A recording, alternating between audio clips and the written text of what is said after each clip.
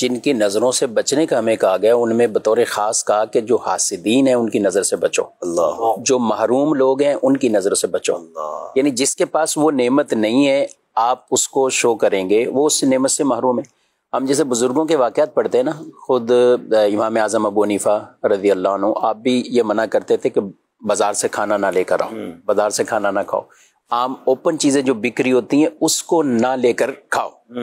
آج کل یہ بڑی عجیب بات لگے گی لوگوں کو کہ یہ کیا ہوا، تو وہ کیوں منع کرتے تھے؟ وہ اس لیے منع کرتے تھے کہ یہ ایسی چیزیں ہیں کہ جس پر محروم لوگوں کی نظریں پڑ چکی۔ اللہ اکبر۔ میرے والد صاحب کراچی میں آئے تو ہم دودھ منگاتے ہیں تو جہاں شاپر تھیلی میں، پنجاب میں یہ کلچر نہیں ہے، وہ برتن میں، بالٹی میں۔ تو اس دن سے میرے گھر میں تھیلا آیا کہ آج کے بعد یہ دودھ ایسے نظر نہیں آئے۔ اچھا، محروم سے مراد یعنی محروم لوگ یعنی ایک تو وہ ہے کہ جس کے پاس قوت خرید نہیں ہے، اور ایک وہ ہے کہ جو اس وقت وہ چیز اس کے پاس میسر نہیں، ضروری نہیں کہ وہ خرید سکتا ہو یا نہ، اور ہم ہر چیز سے بچ بھی نہیں سکتے۔ یہ تو ایک کھانے کی مثال دی ہے، ظاہر آپ نے اچھی گاڑی لی تو روڈ پہ چلائیں گے، اس کو کہاں چلائیں گے؟ آپ کا گھر بھی تو لوگ دیکھیں گے، آپ کا لباس بھی لوگ دیکھیں گے۔ اب اسکرین پر ہمیں لاکھوں لوگ دیکھ رہے ہیں، آج کل سوشل میڈیا ہے، تو سوشل میڈیا پہ ہم چاہے اچھی اس کا استعمال کریں یا کوئی اپنی تشہیر کے لیے کوئی دوسرا بھی استعمال کرتا ہے، لوگ دیکھیں گے تو صحیح۔ تو ہمیں پھر ظاہر ہے اس کے جو حدیث میں باقاعدہ واضح طور پہ بیان کیا گیا، رسول اللہ صلی اللہ علیہ وسلم کے پاس جب کچھ صحابہ آئے تو انہوں نے کہا کہ ہم بکریاں پالنا بہت پسند کرتے ہیں، اور بکریاں، تو مدینے میں آ کر آپ صلی اللہ تعالیٰ علیہ وسلم نے اس بات پر تھوڑا ان سے فرمایا کہ تم جو نا وہ زیادہ کھیتی باڑی کی طرف جاؤ، کسان، یعنی مدینے میں یہ کام زیادہ تھا۔ تو آپ صلی اللہ علیہ وسلم نے یہ ارشاد فرمایا۔ اسی حدیث پہ جو وجوہات بیان کی اس میں ایک یہ بھی بیان کی گئی کہ بکریوں کی کثرت پر ایک وجہ یہ بھی ہو سکتی ہے یہاں پر کہ جہاں ایک چیز نہیں ہے زیادہ تو وہاں یہ نظر کے معاملات ہو سکتے ہیں۔ پھر آپ نے کسان اور اس کھیتی باڑی کی طرف اور اس کی برکتوں کو بیان کیا، لیکن ساتھ ساتھ جو حدیث میں جس کو ساتھ ترغیب بھی دیا گیا نا، جماجم کے جو الفاظ ہیں کہ اس کی تم کثرت کرو، اس کی مختلف تعبیرات بیان کی گئی۔ ایک یہ ہے کہ اپنی ان کھیتیوں کے اندر بھی کھوپڑی ٹائپ کچھ لٹکانا،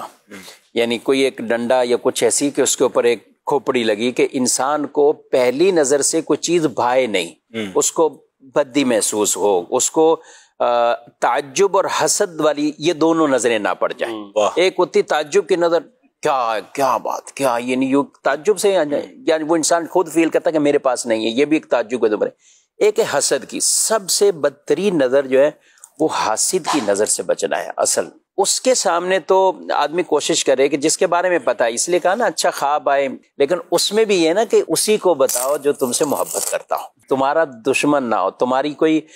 عداوت اس کے دل میں نہ ہو، تو اس کو تو یوں ہم دیکھیں تو قرآن پاک میں بھی اچھا حضرت یعقوب علیہ السلام نے اپنے بیٹوں کو کیا نصیحت کی جب بیٹے سارے جانے لگے؟ اچھا پہلے بھی تو بیٹے گئے تھے حضرت یوسف علیہ السلام کے پاس، گندم لے کر بھی آئے،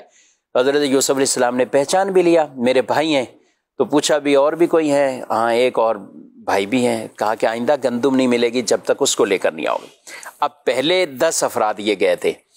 اس وقت تو یہ چلے گئے، اب جب آئندہ کے لیے کہا، جب تعارف ہو گیا کہ سارے بھائی ہیں، تو حضرت یوسف علیہ السلام کو تو پتہ لگ گیا تھا، لیکن اس محفل مجلس میں جتنے لوگ تھے سب کو پتہ لگ گیا کہ یہ 10 بھائی ہیں۔ اب جب 11 آنے لگے تو آپ کے والد محترم نے تلقین یہ کی تھی کہ اب تم نے ایک ساتھ ایک دروازے سے نہیں داخل ہونا، یہ تمہارے اوپر جو ایک نظر پڑے گی نا کہ یہ 11 بھائی ہیں۔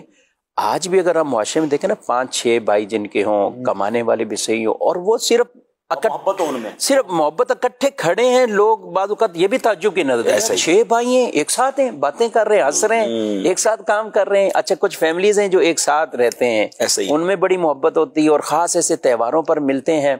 تو یہ بھی ایک چیز ہوتی ہے۔ تو حضرت یعقوب علیہ السلام نے یہ گویا کہ ایک بچنے کی تدبیر وہ بتائی کہ 2 کر کے داخل ہونا، اور اس لیے ہمیں ان چیزوں سے بھی بچنا ہے۔ نظر برحق ہے، حدیث سے بالکل یہ ثابت ہے، اور اس کا انکار کرنا یا اس کو کہنا کہ یہ بس ایسی دقیانوسی باتیں ہو رہی ہیں، یا ان چیزوں کو بعض لوگ اس کو ان چیزوں سے بھی تعبیرات کر کے وہ نظر کا ہی سرے سے انکار کرتے ہیں، تو ایسا نہیں ہے۔ نظر برحق کے قرآن سے بھی ہے باقاعدہ، اور حدیث طیبہ سے بھی ثابت۔